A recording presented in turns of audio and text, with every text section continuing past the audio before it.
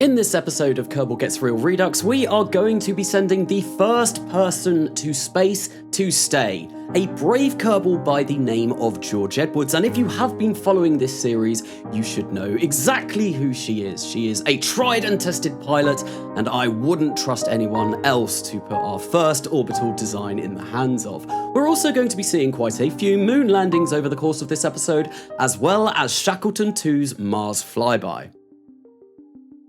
So, welcome back to 1961, and the first thing that we're going to be doing is building up Spark 9, which is actually Spark 8. I have somehow completely screwed up the numbering system here. Well, it doesn't really matter, but this is Spark 8. It's not Spark 9, and hopefully that will be my first attempt at landing something on the surface of the moon. If you saw the last episode, you may have noticed that we did try that already, but due to some unfortunate spinning, it didn't quite go as anticipated, so we're going to have to do that again. And we're not going to do that again just once, there are going to be several launches of moon rockets over this episode. But first, we have George Edwards attempting to do a suborbital hop in the new Garrison test vehicle, or the Garrison suborbital vehicle. The first thing that I'm going to do is make sure that my abort action group is all successfully set up, because I really don't want to be killing any Kerbals, and I want to be able to fire that abort engine if I need to. If, say, an engine goes wrong, we have a test flight failure, I want to make sure that George is so far clear of that rocket, she doesn't even see it anymore. It's so far behind her that she doesn't even realize it exists. I don't know, but yeah, we want to make sure that she steers well clear of that rocket if something were to go wrong. But the engine has fired up, the LR-89, that is the first stage engine of this Thunderbolt vehicle. And this mission is incredibly akin to Mercury Redstone, the mission that Alan Shepard flew when he was the first American in space. We're only going to go for a suborbital hop here. We're not going to go to orbit because the Thunderbolt can't make it to orbit with the Mercury capsule on top. The payload for the new and improved Thunderbolt, I think, is just shy of 1 ton, maybe about 700 kilograms. And the Mercury capsule on top of this Thunderbolt, well, it weighs a lot more than that. So that means that we can't push this to orbit, but thankfully for me, as part of the first crewed orbit program, I am able to do a suborbital hop. And I think that's actually something that's really nice with programs and launch complexes, is that they have added this suborbital crewed spaceflight aspect to the contracts that you are given, very much mimicking what happens in real life, because obviously Mercury Redstone flew before Mercury Atlas. Mercury Atlas, which was what put the first American in orbit. Now, I know the R7 was first to put someone in orbit in April 1961 when Yuri Gagarin on the 12th managed to orbit the Earth several times, and the USSR did beat the Americans in that aspect. I mean, the USSR were doing really well in the space race to begin with until it got to landing on the moon. They got the first satellite in orbit, first person in orbit, first animal in orbit as well, I think I might be right in saying. But then America built the Saturn V, and suddenly America did a lot better because the Soviet equivalent, the N1, really didn't do all that well. But George was able to get up to space, not even orbit. And now comes the terrifying prospect of trying to get her back home safely by entering Earth's atmosphere yet again. Now, Earth's atmosphere is pretty toasty, and it can cause many problems. Over the course of the series, I've not actually had anything burn up in the atmosphere yet, apart from the solar panels on my re-entry test in the last episode. And that doesn't always happen. Sometimes things do go terribly wrong, and it is always a little bit nerve-wracking, makes your heart stop. You feel a little bit anxious when you're trying to enter Earth's atmosphere, especially once you've got crew on board.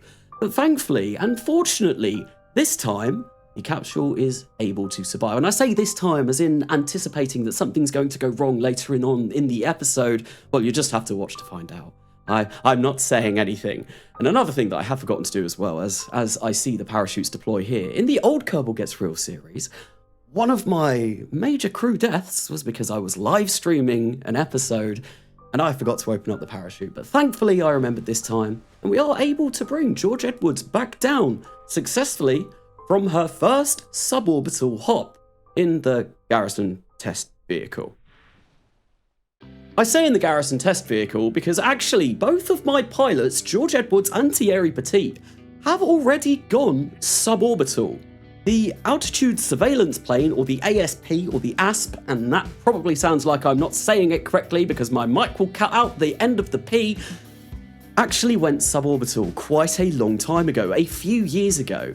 That only stayed in space for about 2 minutes each time it went to space though, whereas the new Garrison vehicle, Redstone, basically Mercury, that I have built, that actually stayed in space for quite a lot longer. So we got a lot more crude science from space from that mission. Anyway, we have returned to Shackleton II because Shackleton II needs to do a bit of a deep space maneuver in order to fine-tune its Mars approach. Now, I did mention this in the last episode as well. This spacecraft actually has deep space avionics. It is something that I'm able to do. I'm able to control this spacecraft once it leaves Earth's sphere of influence, which is fantastic for doing small maneuvers like this, and it means that I can get an incredibly close flyby of Mars in about 214 days. So we are going to have to leave that and return to that later on at the end of this episode, but right now on the 3rd of March 1961, we are going to be launching Spark 8. Yeah, 8, not 9.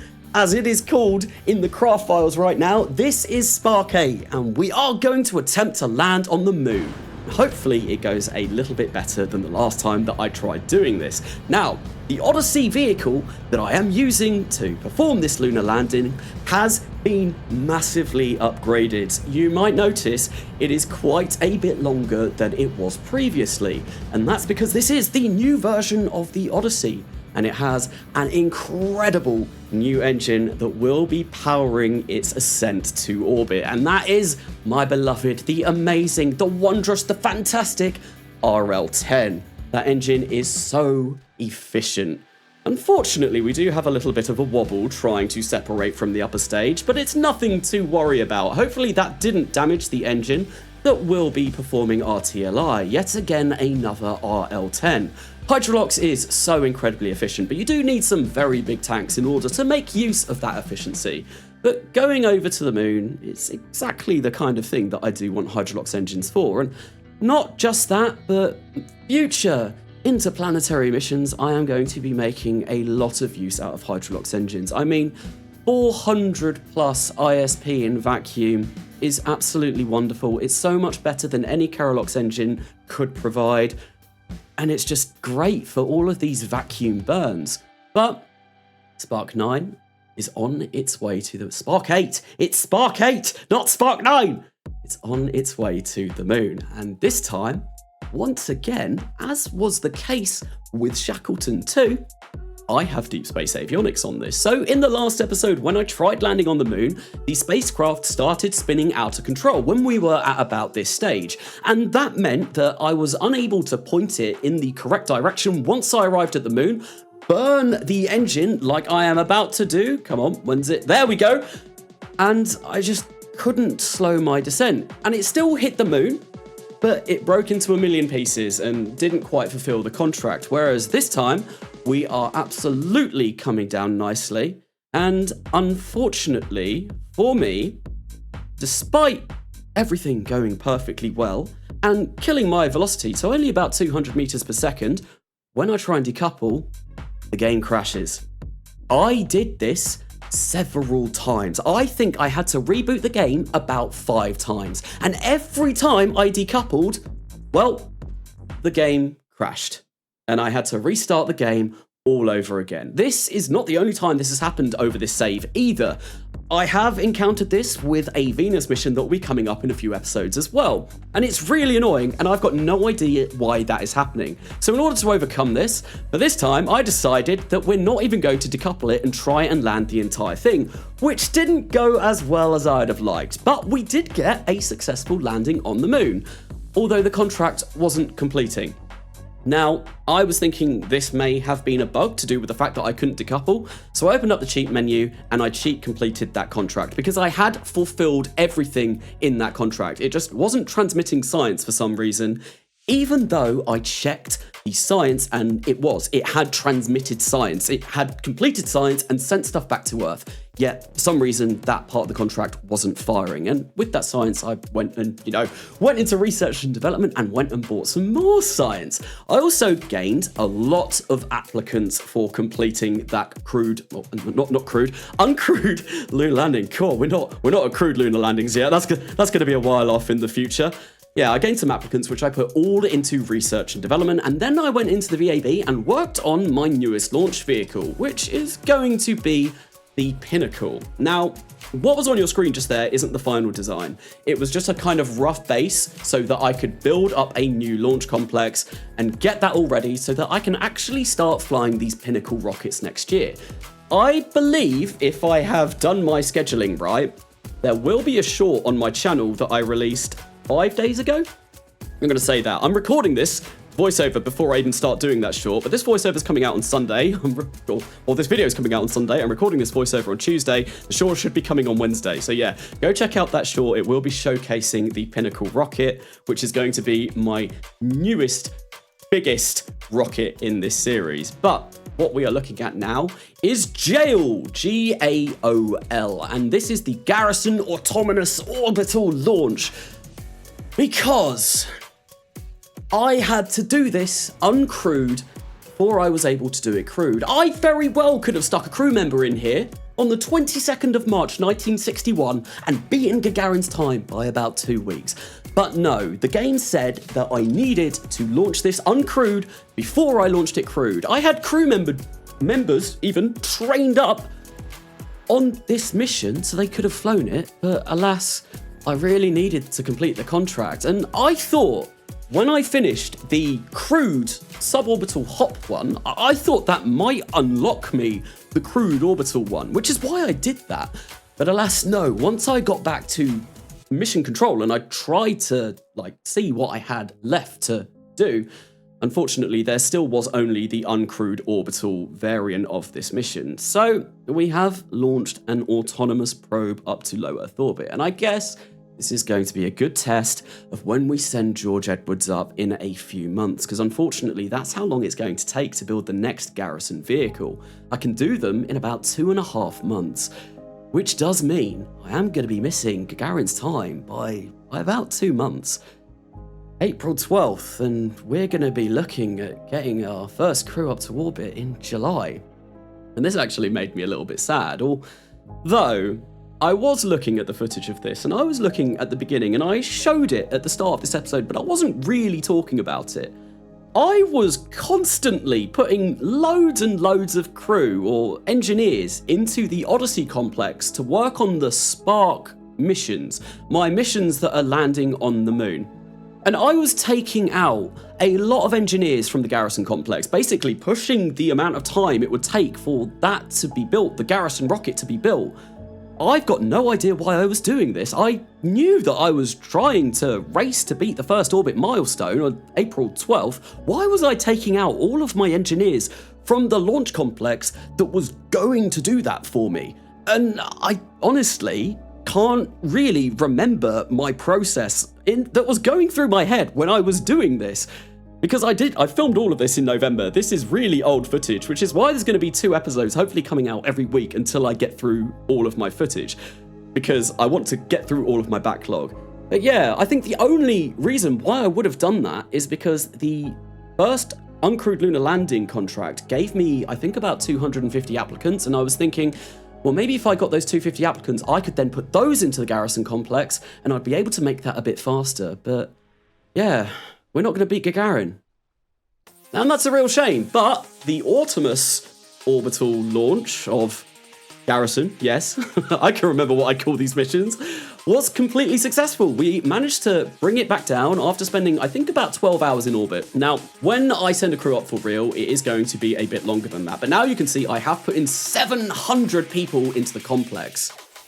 And that means we can get our next Garrison vehicle out by the 29th of June 1961, and George Edwards has been fully trained up, and now she is ready to become the first Kerbal to ever orbit the Earth. And that is a huge milestone for our space agency. And we're only going to be getting bigger, bolder, and more brazen from here.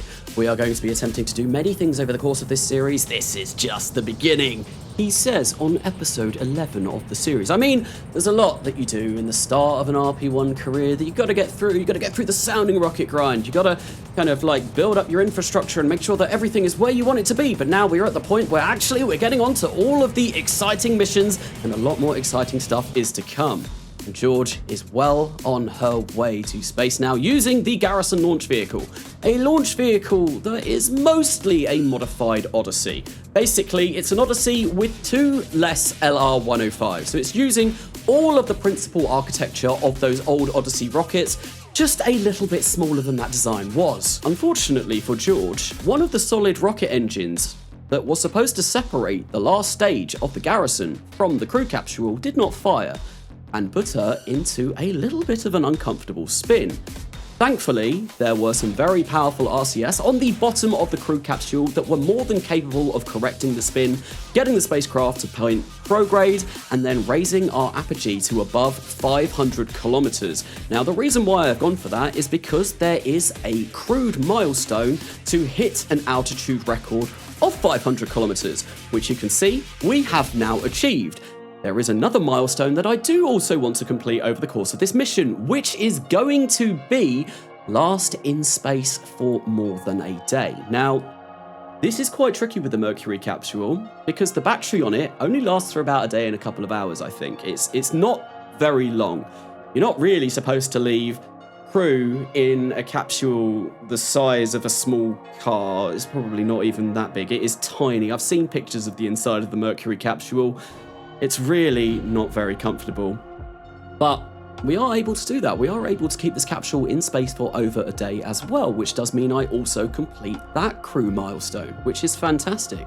And now we have fired up the solid retro motors on the bottom of the Mercury capsule, and we are going to attempt to send George Edwards back down to the hard grounds, to the safety of Earth, where she won't get blasted by solar radiation and she won't, I don't know, float off into the vacuum of space. Not that she could even EVA in this spacecraft, because unfortunately the Mercury capsule is sealed shut. I'm fairly sure it was welded shut in real life before it was launched, because that was the only way that they could maybe pressurize the cabin. I don't know. I'm gonna have to go and look that up, because I'm fairly sure they did weld it shut, but I want to know why they did that, and I don't know. That's a bit of research for me later on. George Edwards is able to safely get back down to the surface of Earth, and she can see everything, says the first human in orbit, whereas actually George Edwards is not a human, she is a Kerbal, because we are playing Kerbal's space program, and I don't have the human stuff mod added because that mod is so incredibly cursed, and it turns your Kerbal's skin pink, and it looks all kinds of wrong. Never check out that mod, I implore you, it is wrong. Anyway, I was just showcasing that I do have Final Frontier on, which gives your Kerbals handy badges that allows you to see what their achievements have been, which is really nice. And now I'm actually firing some of my researchers, because having 1,700 of them was costing me 1.2 million funds a year, and I just couldn't afford it. Now what we're doing is launching the next iteration of a Spark rocket. And I say the next iteration, this actually isn't any different from the last Spark rocket that we flew. The last Spark rocket was completely successful in trying to get to the moon, so I thought, if it ain't broke, don't fix it. There is nothing else I need to do to this rocket except just keep sending it on its way to the moon, because I have multiple contracts in order to land on the lunar surface. And I'm going to try and complete as many of them as I can, because that gets me more confidence and more reputation. And as I mentioned loads of times over the course of the last episode, confidence and reputation are always really nice to achieve. When I was getting this up to orbit on the new Hydrolox variant of the Odyssey launch vehicle, when I decoupled the payload fairings, one of them did crash into the, well, I was about to say Centaur stage then, but actually I've called it the Pegasus stage because I like to be a little bit different from real life. And yeah, it is basically just a different mythological horse. Mine has wings. Centaur doesn't, it's just half horse, half man. Mine can fly, okay? But yeah, it crashed into that stage, which was not good. But we are able to get this over to the moon with relative ease. It's become a lot easier to get to the moon and try and successfully land on the surface now, especially now that I do have control over these spacecraft once they arrive at the moon. First iteration of this obviously tried to use spin stabilization, and that went all kinds of bad. Being able to control it makes it a lot easier, a lot less stress, a lot less hassle. I can remember words. Yeah, it makes it a lot easier. Although, that being said, my landings don't always go as planned, and this one attempted to do a little bit of a roly-poly down the hill that it found itself landing on. I really liked this landing site because, as you could see, we've got a lovely view of the Earth off in the distance from this. I always like landing where you've got the Earth just hovering over the sky, and you know, of course, when I send crewed orbits around the moon, I am going to be getting an Earthrise shot because you just have to. It's like a rite of passage in an RP1 career. 3,000 kilometers downrange, Earthrise, they're the two major things, right? At least. Oh, well. I'm sure there's many other things as well. You can notice I don't have parallax on the moon yet in this install, but that is something I will be picking up later on, because parallax is wonderful, and with RSS Reborn, you can now use parallax. I know parallax was one of the things that really wasn't included in RSS for the longest time, but pretty much everyone can pick it up now, which is fantastic. We also have it on for all Kerbal kind, and it looks great. So I got a few new applicants from completing that lunar landing, and I decided to put them, well, a few back in research and development. I did just get rid of 200, and I realised that I did have a bit of loose change hanging around in my pocket. Wasn't really doing anything. I could have gone out and bought, some chocolates, but I thought, actually, these researchers standing in a queue waiting to get into my space agency, they look like they could use the money a little bit more than I can. So I told them, right, I'll give you a job. You can come along to my space agency as long as you knuckle down and try and get research done as fast as possible. I want to be beating historical dates here, so make sure that you can do your work correctly. And they all turned to me and they agreed, yes, Carnasa, head of the Carnasa Space Agency. It's not even called that. I can't even remember what this space agency is called. I mentioned it at the beginning of the first episode, but Carnasa Space Agency was the one from the original Kerbal Gets Real, and yeah, they were like, yeah, we will do that, and we will make sure that we can try and beat as many historical milestones as possible, but you're not going to beat first crewed orbit because, well, unfortunately, you didn't hire us before that happened, and it's entirely that reason why. And I thought, maybe these researchers have a bit of a point here. But yes, anyway, we have just launched Thierry Petit to orbit, and he stayed up for about another day, I think, and completed another set of the Mercury science experiments. I did change over the experiments before launching this capsule, and then we were able to bring him safely back down to Earth. And having completed 2 flights of the Mercury capsule, I've actually completed all of the science that you're allowed to do on the Mercury capsule. So I'm not going to get any more science from completing crewed spaceflight. And that's a little bit of a problem until we get to Gemini, and that's going to be some ways off in the future. But I have actually picked up the capsule already. And with that final orbit completed, the final crewed orbit, I have actually now finished the first crewed orbit program. I did it in less than a year. I was given 3 years to do that, and I breezed through it. That's why I wanted to pick it up at breakneck speed, because I knew that I had everything ready already. But what we're going to turn to now is a rather special probe. This is Shackleton II, which we saw launched at the end of the last episode, or roughly in the middle of the last episode. And its purpose was to fly by Mars, and if you can't tell by the giant big red rock on the screen with a big old valley in the middle of it, well, that just so happens to be Mars, and we are flying by it. So it did its job flawlessly. We got to Mars and we are flying by. Now, this would make you think, whoa, brilliant, you've completed the Mars flyby contract. Now all you have to do is orbit Mars and orbit Venus, and then you can finish that early interplanetary program. Unfortunately, that is not going to be the case. Despite having no heads-up display here, I do believe I show it momentarily, I don't actually have any signal out to Mars. The radar, little antenna on Shackleton II is unfortunately not strong enough to bounce a signal back down to Earth. And even though we flew by Mars and we gained a lot of science, which actually I don't gain, but it performed the experiments, yeah, we got no data. We just have to go back to the Space Center. That was really annoying, but I'm gonna have to send another mission to Mars soon anyway. But now I'm gonna come into the astronaut complex and we are going to hire Tony Jackson, whose name is going to be changed momentarily. We're gonna try and train him up on Gemini, but unfortunately I can't because I need an astronaut complex of level 4. So I go and upgrade that now. But Tony Jackson is going to become Jeff Mr. Blue Lynn, one of my patrons and a good friend. And speaking of, we really need to get back to playing Zomboid. But yes, if you want to have a Kerbal named in this series, it is one of the benefits of becoming a patron. So go check that out if you want to. There is a link in the description of this video, and I'll also whack a card up now. I'm not changing the names of my original two, but any Kerbals that I hire from here forth on, well, they're fair game. Anyway, we are on to Spark number 10 on the 27th of October, and this is going to be yet again another lunar lander. Would you have guessed? I mean, we're not really at the stage of lunar impactors or lunar orbiters or lunar flybys anymore. No, we want to land because landing gives me a lot of science, because every single biome that I land on, I have ensured that on these Spark probes,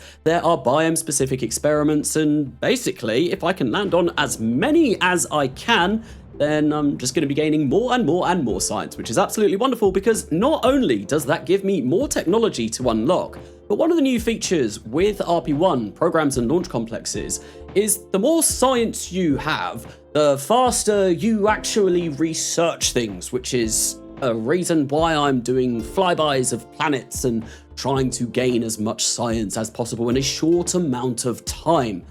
Because I didn't actually notice this until halfway through my playthrough of this career. But I went and hovered over the science indicator, or how much research you have at the Space Center, and I saw like a science efficiency bonus. And I read into it a little bit and I looked up and saw what it told me, and it basically meant that you have to get more science to increase the speed at which you research things. Well, when I used to play RP1, that never was the case. You increased your research speed and research efficiency by upgrading the research and development building, but now you don't upgrade that at all. It's gone. You don't upgrade it once. What you have to do is unlock blue sky science nodes, which is why I am prioritizing those in the tech tree, and also just gaining more science. I'm not entirely sure what my efficiency bonus is yet. I can tell you what it is for 1967 because that's where I am currently. It's about 140%, so it's probably going to be quite a bit less here because I have gained a lot more science since then. But this was actually a shot from the Kerbal Gets Real Redux trailer, and over the course of this episode, there have been a lot of shots from the trailer. I think this might have been the episode that I had just finished filming when I put that trailer together, because we had the Garrison launches, which were in the trailer. We had that Mars flyby that was definitely in the trailer, and also landing on the moon several times. These were all things in the trailer, so clearly I just filmed all of this and thought, well, that's way ahead in the future. It will be something exciting to tease later on down the line. But now we are back to yet another Spark launch. This one going to be Spark 11. Sometime in December. I didn't quite look at the date. I believe it's the 23rd of December, if my memory serves me well, which a lot of the time it really doesn't, if I'm going to be honest. That's why these voiceovers are a bit haphazard and all over the place, because I'm trying to remember exactly what I was doing when I was filming this content 4 months ago. I filmed this all in November. We are going to get some fresh content soon, and one thing that I am planning on doing is releasing a couple of these episodes every week until I am through my backlog of footage. So this hopefully should be coming out on the Sunday. You had an episode on Friday. You should be getting another episode next Friday. And yeah, that's going to be the aim going forward. But unfortunately, Spark 11 did not work because one of the RL10s on that did actually fail halfway through the burn, causing it to go into a little bit of a death spiral. And that meant that we were unable to get to orbit, so I had to range safety it. Here we are on the 1st of January 1962 though, and over the course of this year, you can expect Venus orbits, more crewed flights, more lunar landings, and of course, the mighty Pinnacle rocket, which is going to be a game changer in terms of lifting payload to low Earth orbit. A big thanks to KC, CDR San, Opus, Redstone Wizard, Shadow Dev, Y Mandarin, Chris Morrison, Darth Malachor, Mr. Blue Star, Rail Cowgirl, Ryan Miller, and the rest of my patrons and members for their continued support. I have been Karnasa, and I will see you later.